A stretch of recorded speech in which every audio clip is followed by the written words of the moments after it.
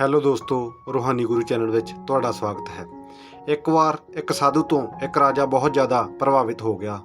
ਉਹ ਨਿਕਲਦਾ ਸੀ ਰਾਤ ਦੇ ਵੇਲੇ ਘੋੜੇ ਤੇ ਸਵਾਰ ਹੋ ਕੇ ਆਪਣੇ ਰਾਜ ਦਾ ਚੱਕਰ ਲਗਾਉਣ ਦੇ ਲਈ, ਤੇ ਰੋਜ਼ ਦੇਖਦਾ ਸੀ ਉਸ ਸਾਧੂ ਨੂੰ ਇੱਕ ਦਰਖਤ ਦੇ ਹੇਠਾਂ ਬੈਠੇ ਮਸਤ, ਕਦੇ ਬਾਂਸਰੀ ਵਜਾਉਂਦਾ ਸਾਧੂ, ਕਦੇ ਨੱਚਦਾ ਸਾਧੂ, ਕਦੇ ਗੁਣਗੁਣਾਉਂਦਾ ਹੋਇਆ ਸਾਧੂ, ਕਦੇ ਚੁੱਪਚਾਪ ਬੈਠਾ ਅਸਮਾਨ ਦੇ ਤਾਰਿਆਂ ਵੱਲ ਦੇਖਦਾ ਹੋਇਆ ਸਾਧੂ। ਰਾਜਾ ਜਦੋਂ ਵੀ ਆਪਣੇ ਘੋੜੇ ਤੇ ਸਵਾਰ ਹੋ ਕੇ ਉਸ ਜਗ੍ਹਾ ਦੇ ਕੋਲੋਂ ਲੰਘਣ ਲੱਗਦਾ ਤਾਂ ਹਰ ਵਾਰ ਉੱਥੇ ਰੁਕ ਕੇ ਜਾਂਦਾ। ਉਸ ਦੀ ਝਲਕ ਦੇਖੇ ਬਿਨਾਂ ਉਸ ਤੋਂ ਰਿਹਾ ਨਹੀਂ ਜਾਂਦਾ ਸੀ। ਥੋੜਾ ਸਮਾਂ ਉਸ ਦੀ ਮਸਤੀ ਨੂੰ ਦੇਖਦਾ ਤੇ ਫਿਰ ਉੱਥੋਂ ਚਲਾ ਜਾਂਦਾ। ਹੌਲੀ ਹੌਲੀ ਉਸ ਨੂੰ ਸਾਧੂ ਦੇ ਨਾਲ ਇੰਨਾ ਲਗਾਓ ਹੋ ਗਿਆ ਕਿ ਸਮਾਂ ਕਦੋਂ ਬੀਤ ਜਾਂਦਾ ਸੀ ਰਾਜੇ ਨੂੰ ਪਤਾ ਹੀ ਨਹੀਂ ਲੱਗਦਾ ਸੀ। ਉਹ ਖੜਾ ਰਹਿੰਦਾ ਚੁੱਪਚਾਪ ਇੱਕ ਦਰਖਤ ਦੇ ਪਿੱਛੇ ਤੇ ਉਸ ਸਾਧੂ ਨੂੰ ਦੇਖਦਾ ਰਹਿੰਦਾ। ਮਸਤੀ ਐਸੀ ਸੀ ਕਿ ਖੁਦ ਵੀ ਸਾਧੂ ਦੀ ਮਸਤੀ ਵਿੱਚ ਮਸਤ ਹੋ ਕੇ ਆਪਣੇ ਘਰ ਵਾਪਸ ਜਾਂਦਾ। ਇਹ ਹੁਣ ਰੋਜ਼ਾਨਾ ਦਾ ਕੰਮ ਹੋ ਗਿਆ ਸੀ। ਰਾਜਾ ਇੱਕ ਦਿਨ ਭਾਵੁਕ ਹੋ ਕੇ ਸਾਧੂ ਦੇ ਚਰਨਾਂ ਵਿੱਚ ਡਿੱਗ ਪਿਆ ਤੇ ਕਹਿਣ ਲੱਗਾ ਕਿ ਮਹਾਰਾਜ, ਮੈਂ ਤੁਹਾਨੂੰ ਇੱਥੇ ਹੋਰ ਨਹੀਂ ਰਹਿਣ ਦੇਵਾਂਗਾ। ਮੀਂਹ ਦਾ ਮੌਸਮ ਆ ਰਿਹਾ ਏ ਤੇ ਦਰਖਤ ਦੇ ਹੇਠਾਂ ਰਹਿਣਾ ਸਹੀ ਨਹੀਂ ਹੈ। ਤੁਸੀਂ ਮੇਰੇ ਨਾਲ ਮਹਿਲ ਚੱਲੋ, ਮੇਰੇ ਤੇ ਕਿਰਪਾ ਕਰੋ ਤੇ ਮੈਨੂੰ ਸੇਵਾ ਦਾ ਮੌਕਾ ਦਿਓ। ਇਹ ਸੁਣ ਕੇ ਉਹ ਸਾਧੂ ਦਾ ਉੱਠ ਕੇ ਖੜਾ ਹੋ ਗਿਆ, ਆਪਣਾ ਝੋਲਾ ਚੁੱਕਿਆ ਤੇ ਕਹਿਣ ਲੱਗਾ ਕਿ ਚਲੋ ਚੱਲਦੇ ਹਾਂ। ਇਹ ਦੇਖ ਕੇ ਰਾਜੇ ਨੂੰ ਬਹੁਤ ਸਦਮਾ ਲੱਗਾ। ਰਾਜਾ ਕਹਿ ਤਾਂ ਰਿਹਾ ਸੀ ਕਿ ਮਹਿਲ ਚੱਲੋ, ਪਰ ਪ੍ਰਸੰਨ ਹੁੰਦਾ। ਇਹ ਸੁਣ ਕੇ ਜੇ ਫਕੀਰ ਕਹਿੰਦਾ, ਕੈਸਾ ਮਹਿਲ, ਕਿੱਥੋਂ ਦਾ ਮਹਿਲ, ਅਸੀਂ ਜਿੱਥੇ ਹਾਂ ਉੱਥੇ ਮਸਤ ਰਹਿਣ ਦੇ।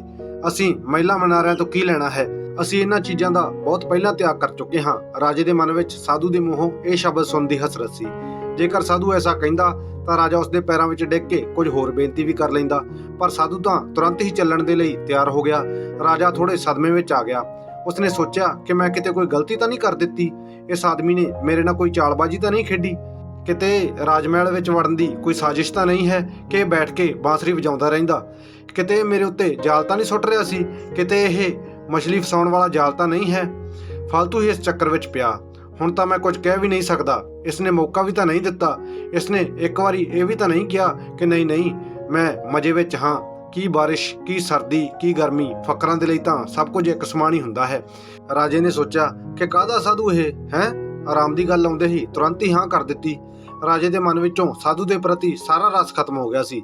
ਰਾਜਾ ਇਹ ਸਭ ਸੋਚ ਹੀ ਰਿਹਾ ਸੀ ਕਿ ਸਾਧੂ ਰਾਜੇ ਦੇ ਘੋੜੇ ਉੱਤੇ ਚੜ੍ਹ ਕੇ ਬੈਠ ਗਿਆ ਤੇ ਰਾਜੇ ਨੂੰ ਪਹਿਲੀ ਵਾਰ ਪੈਦਲ ਚੱਲਣਾ ਪਿਆ, ਜਦ ਕਿ ਉਹ ਸਾਧੂ ਬੜੇ ਹੀ ਮਜ਼ੇ ਦੇ ਨਾਲ ਘੋੜੇ ਉੱਤੇ ਬੈਠ ਕੇ ਜਾ ਰਿਹਾ ਸੀ।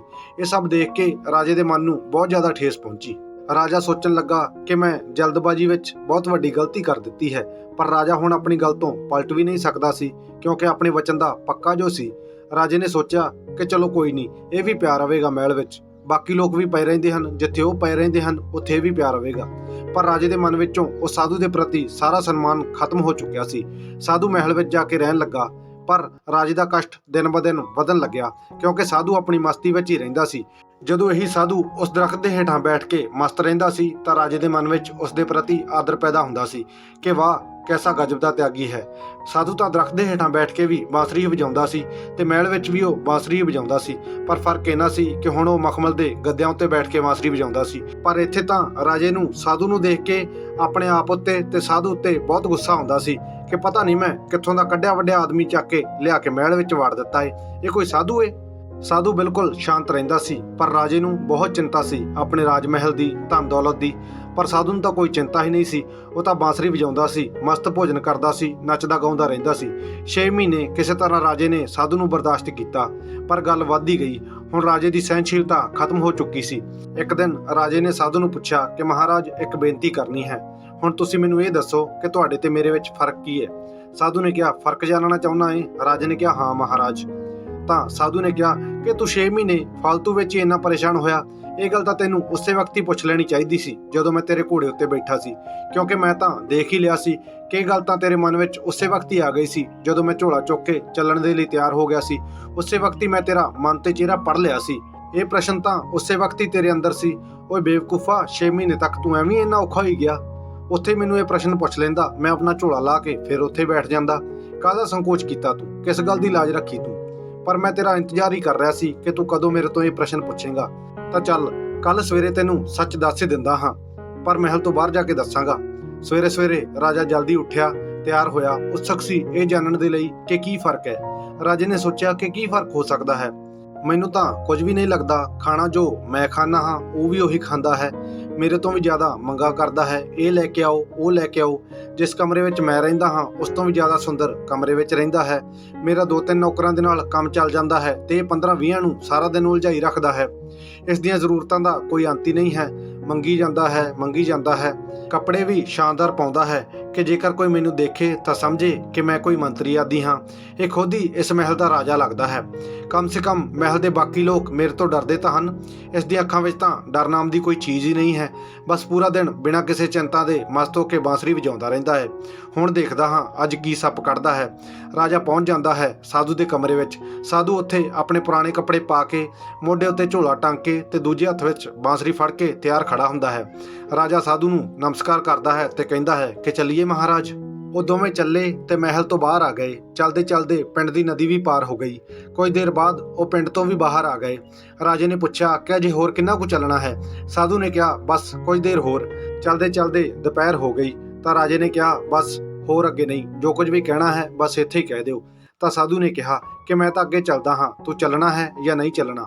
ਰਾਜੇ ਨੇ ਕਿਹਾ ਕਿ ਮੈਂ ਕਿਸ ਤਰ੍ਹਾਂ ਚੱਲ ਸਕਦਾ ਹਾਂ। ਮੇਰਾ ਮਹਿਲ, ਮੇਰੀ ਪਤਨੀ, ਮੇਰੇ ਬੱਚੇ, ਮੇਰੀ ਧਨ ਦੌਲਤ ਸਭ ਕੁਝ ਪਿੱਛੇ ਰਹਿ ਰਿਹਾ ਹੈ। ਉਹ ਮੇਰੇ ਨਾਲ ਜੁੜੇ ਹੋਏ ਹਨ। ਮੈਂ ਉਹਨਾਂ ਨੂੰ ਛੱਡ ਕੇ ਨਹੀਂ ਜਾ ਸਕਦਾ। ਮੈਂ ਤੇਰੀ ਤਰ੍ਹਾਂ ਫਕੀਰ ਨਹੀਂ ਹਾਂ ਜਿਸ ਨੂੰ ਕਿਸੇ ਵੀ ਚੀਜ਼ ਦੀ ਕੋਈ ਪਰਵਾਹ ਨਹੀਂ ਹੈ। ਤਾਂ ਰਾਜੇ ਦੀ ਗੱਲ ਸੁਣ ਕੇ ਸਾਧੂ ਨੇ ਕਿਹਾ ਕਿ ਬਸ ਇਹੀ ਤਾਂ ਤੇਰੇ ਮੇਰੇ ਵਿੱਚ ਫਰਕ ਹੈ। ਮੈਂ ਕਿਤੇ ਵੀ ਜਾ ਸਕਦਾ ਹਾਂ ਪਰ ਤੂੰ ਨਹੀਂ ਜਾ ਸਕਦਾ। ਮੈਂ ਹਰ ਪਰਿਸਥਿਤੀ ਵਿੱਚ ਖੁਸ਼ ਰਹਿ ਸਕਦਾ ਹਾਂ ਪਰ ਤੂੰ ਨਹੀਂ ਰਹਿ ਸਕਦਾ। ਮੈਂ ਜਦੋਂ ਦਰਖਤ ਹੇਠਾਂ ਰਹਿੰਦਾ ਸੀ ਮੈਂ ਆਪਣੀ ਮਸਤੀ ਨਾਲ ਰਹਿੰਦਾ ਸੀ, ਆਪਣੀ ਜ਼ਿੰਦਗੀ ਦੇ ਇੱਕ ਇੱਕ ਪਲ ਨੂੰ ਜਿਉਂਦਾ ਸੀ। ਜਦੋਂ ਮੈਂ ਮਹਿਲ ਚਲਾ ਗਿਆ ਉੱਥੇ ਵੀ ਮੈਂ ਆਪਣੀ ਜ਼ਿੰਦਗੀ ਦੇ ਇੱਕ ਇੱਕ ਪਲ ਨੂੰ ਪੂਰੀ ਮਸਤੀ ਦੇ ਨਾਲ ਜਿਉਇਆ ਹੈ, ਪੂਰੀ ਖੁਸ਼ੀ ਦੇ ਨਾਲ ਜਿਉਇਆ ਹੈ। ਹੁਣ ਮੈਂ ਜਦੋਂ ਕਿਤੇ ਹੋਰ ਚਲਾ ਜਾਵਾਂਗਾ ਫਿਰ ਵੀ ਮੈਂ ਇਸੇ ਤਰ੍ਹਾਂ ਹੀ ਜੀਵਾਂਗਾ। ਅਸੀਂ ਜਿਸ ਵਕਤ ਜਿੱਥੇ ਰਹਿੰਦੇ ਹਾਂ ਪੂਰੇ ਤਰੀਕੇ ਨਾਲ, ਪੂਰੀ ਮਸਤੀ ਨਾਲ ਆਪਣੀ ਜ਼ਿੰਦਗੀ ਨੂੰ ਜਿਉਂਦੇ ਹਾਂ। ਅਸੀਂ ਬੀਤੇ ਹੋਏ ਕੱਲ੍ਹ ਨੂੰ ਸੋਚ ਕੇ ਚਿੰਤਾ ਨਹੀਂ ਕਰਦੇ ਤੇ ਨਾ ਹੀ ਭਵਿੱਖ ਬਾਰੇ ਸੋਚ ਕੇ ਆਪਣਾ ਵਰਤਮਾਨ ਖਰਾਬ ਕਰਦੇ ਹਾਂ। ਅਸੀਂ ਬਸ ਅੱਜ ਵਿੱਚ ਜਿਉਂਦੇ ਹਾਂ ਕਿਉਂਕਿ ਅਸੀਂ ਸਮਝ ਚੁੱਕੇ ਹਾਂ ਕਿ ਜੀਵਨ ਤਾਂ ਅੱਜ ਵਿੱਚ ਹੈ, ਇਸ ਪਲ ਨੂੰ ਜਿਉਣ ਵਿੱਚ ਹੈ। ਬਸ ਇਹੀ ਛੋਟਾ ਜਿਹਾ ਫਰਕ ਹੈ ਤੇਰੇ ਤੇ ਮੇਰੇ ਵਿੱਚ। ਤੈਨੂੰ ਪ੍ਰਸਥਿਤੀਆਂ ਚਲਾਉਂਦੀਆਂ ਨੇ ਤੇ ਅਸੀਂ ਪ੍ਰਸਥਿਤੀਆਂ ਨੂੰ ਚਲਾਉਂਦੇ ਹਾਂ। ਤੂੰ ਖੁਸ਼ ਰਹੇਗਾ ਜਾਂ ਦੁਖੀ ਇਹ ਤੇਰੇ ਆਸੇ-ਪਾਸੇ ਹੋਣ ਵਾਲੀਆਂ ਘਟਨਾਵਾਂ ਤੇ ਨਿਰਭਰ ਕਰਦਾ ਹੈ। ਪਰ ਸਾਡੇ ਲਈ ਇਹ ਘਟਨਾਵਾਂ ਜ਼ਿੰਦਗੀ ਦੇ ਸਫ਼ਰ ਦਾ ਇੱਕ ਛੋਟਾ ਜਿਹਾ ਕਿੱਸਾ ਹਨ। ਅਚਾਨਕ ਰਾਜੇ ਨੂੰ ਮਹਿਸੂਸ ਹੋਇਆ ਕਿ ਮੈਂ ਕੀ ਕਰ ਦਿੱਤਾ ਹੈ। ਇੰਨੇ ਅਦਭੁਤ ਸਾਧੂ ਨੂੰ ਗਵਾ ਦਿੱਤਾ ਹੈ। 6 ਮਹੀਨੇ ਇਸ ਦੇ ਨਾਲ ਰਿਹਾ ਤੇ ਪਰਮਾਤਮਾ ਦੀ ਕੋਈ ਗੱਲ ਵੀ ਨਹੀਂ ਕੀਤੀ। ਪਰਮਾਤਮਾ ਦੀ ਗੱਲ ਕਰਦਾ ਵੀ ਤਾਂ ਕਿਸ ਤਰ੍ਹਾਂ। ਮੇਰੇ ਮਨ ਵਿੱਚ ਤਾਂ ਇਸ ਦੇ ਪ੍ਰਤੀ ਇਹੀ ਚੱਲ ਰਿਹਾ ਸੀ ਕਿ ਇਹ ਇੱਕ ਸਧਾਰਨ ਇਨਸਾਨ ਹੈ, ਇੱਕਦਮ ਖੋਟਾ ਸਿੱਕਾ ਹੈ ਜਿਸ ਉੱਤੇ ਸੋਨੇ ਦੀ ਝਾਲ ਚੜੀ ਹੋਈ ਹੈ। ਪਰ ਇਹ ਤਾਂ ਅੰਦਰ ਤੋਂ ਮੋਤੀ ਨਿਕਲਿਆ। ਰਾਜੇ ਨੇ ਸਾਧੂ ਦੇ ਤੁਰੰਤ ਹੀ ਪੈਰ ਫੜ ਲਏ ਤੇ ਕਿਹਾ ਮਹਾਰਾਜ ਅੱਗੇ ਨਹੀਂ ਜਾਣ ਦੇਵਾਂਗਾ। ਸਾਧੂ ਨੇ ਕਿਹਾ ਕਿ ਦੇਖ ਮੈਨੂੰ ਪਰੇਸ਼ਾਨੀ ਨਹੀਂ ਹੈ। ਇਹ ਰਿਹਾ ਤੇਰਾ ਘੋੜਾ, ਮੈਂ ਫਿਰ ਇਸ ਉੱਤੇ ਬੈਠ ਕੇ ਚੱਲ ਦੇਵਾਂਗਾ ਪਰ ਫਿਰ ਤੈਨੂੰ ਪਰੇਸ਼ਾਨੀ ਹੋਵੇਗੀ। ਇਹ ਸੁਣਦੇ ਹੀ ਰਾਜੇ ਦੇ ਮਨ ਵਿੱਚ ਫਿਰ ਉਹੀ ਵਿਚਾਰ ਆਇਆ ਕਿ ਸਾਧੂ ਤਾਂ ਫਿਰ ਆਸਾਨੀ ਦੇ ਨਾਲ ਮੰਨ ਗਿਆ। ਸਾਧੂ ਨੇ ਰਾਜੇ ਦੇ ਚਿਹਰੇ ਵੱਲ ਬੜੇ ਹੀ ਧਿਆਨ ਨਾਲ ਦੇਖਿਆ ਤੇ ਕਿਹਾ ਪਰ ਨਹੀਂ, ਹੁਣ ਮੈਂ ਨਹੀਂ ਜਾਵਾਂਗਾ ਕਿਉਂਕਿ ਤੂੰ ਫਿਰ ਤੋਂ ਨਹੀਂ ਸੁਧਰੇਗਾ। ਫਿਰ ਤੋਂ ਤੈਨੂੰ ਪਰੇਸ਼ਾਨੀ ਹੋਵੇਗੀ, ਤੂੰ ਫਿਰ ਤੋਂ ਚਿੰਤਾ ਵਿੱਚ ਡੁੱਬ ਜਾਵੇਂਗਾ। ਸਾਡਾ ਕੀ ਹੈ, ਅਸੀਂ ਤਾਂ ਫੱਕਰ ਬੰਦੇ ਹਾਂ।